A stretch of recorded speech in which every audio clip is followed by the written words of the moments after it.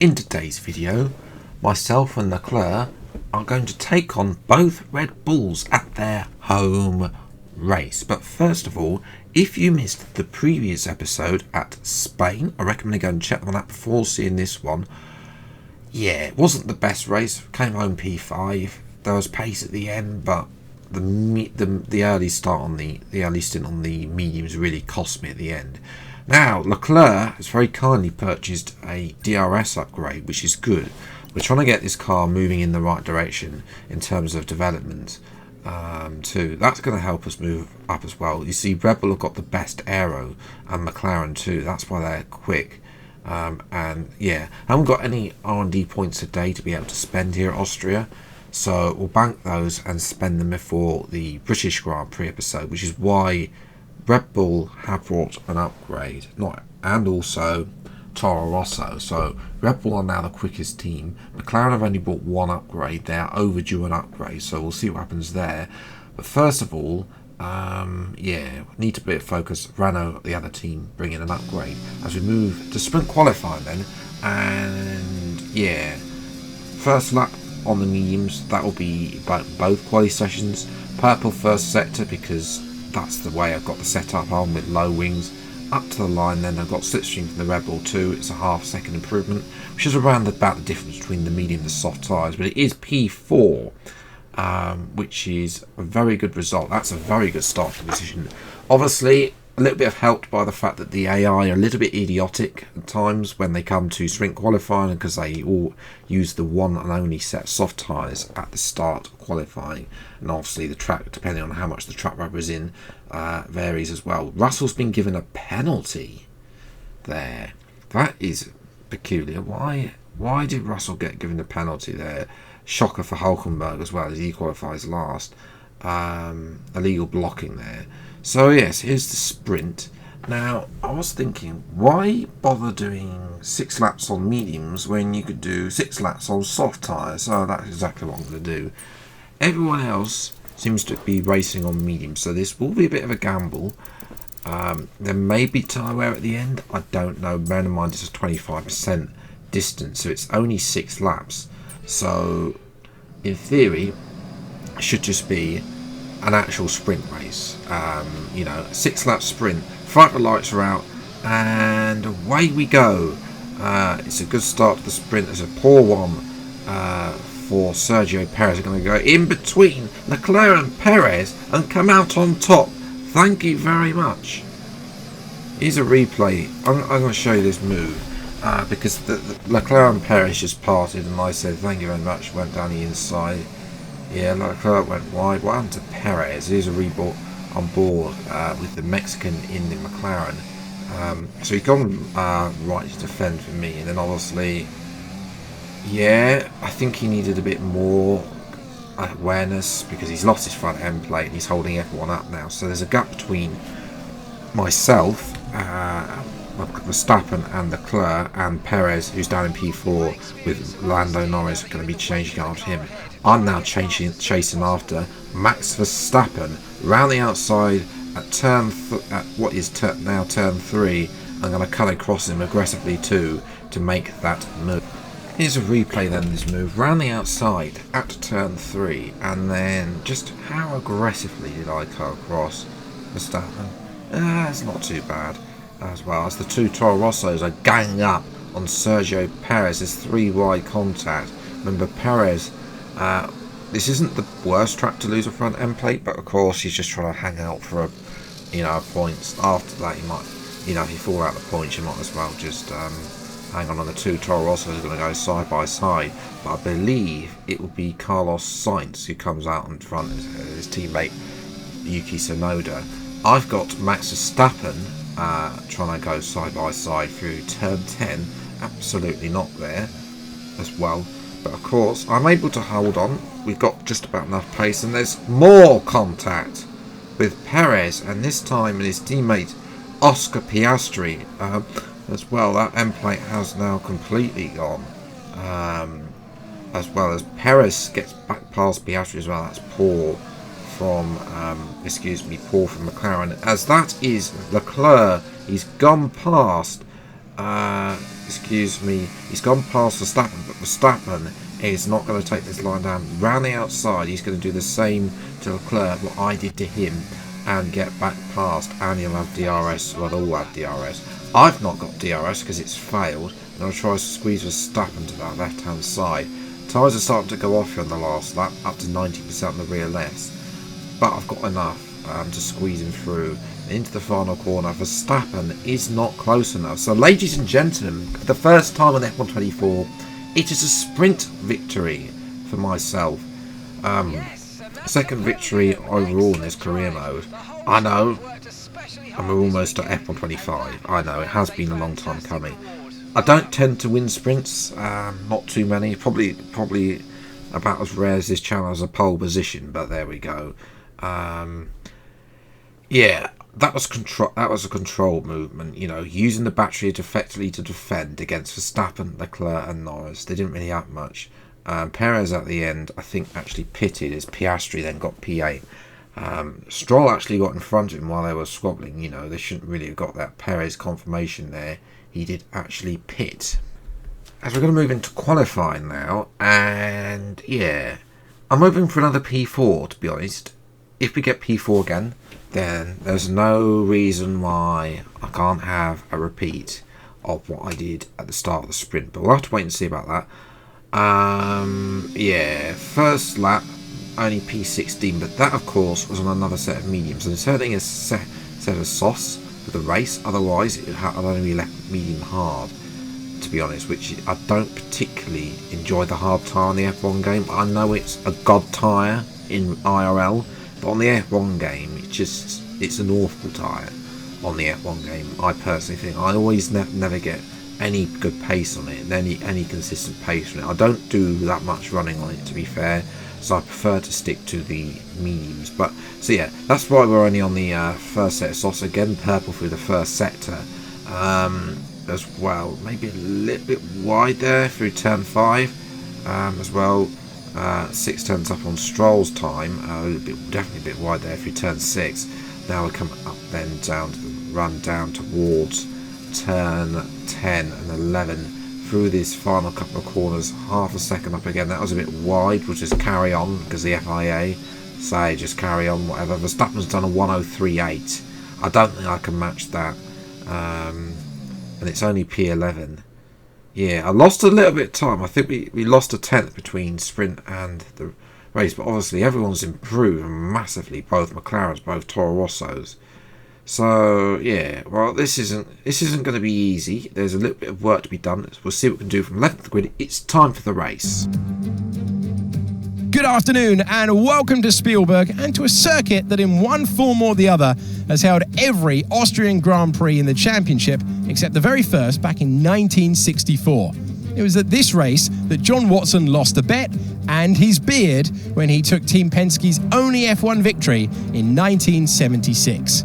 If anything, the stakes are even higher today, with 25 points available for victory and a crucial advantage in the championship fight. 7 rights and just 3 left-handers make up the 10 corners of this high-speed circuit.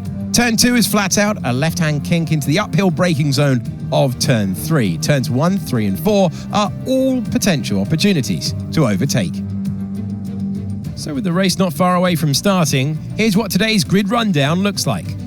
Max Verstappen put in a fantastic lap yesterday and he'll start from pole position, edging out Lando Norris, who'll start from P2. Looking at the rest of today's grid, we have Leclerc, Fernando Alonso, Perez, Oscar Piastri, Sainz, Tsunoda, Russell, Phoenix, Ocon, Hulkenberg, Albon, Hamilton, Magnussen, Stroll, Behrman, Teo Porcher, Gasly, and Zhou Guanyu.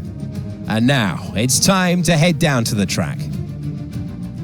Well, we welcome you to the broadcast. It's going to be some race today. First of all, introductions. I'm Alex Jakes. Alongside me for this one, Anthony Davidson. Okay, the start, so important. Tell us about how you ace a launch off the line. The drivers these days, they practice, practice and practice. They have rigs with them at the circuit where they can sit down with the actual steering wheel from the real car, and they've got lights that they react to. The clutch paddle is tailored around the driver's hands, around their fingers, so they can have optimum position before they start. So there's so much thought and effort that goes into getting these cars off the line.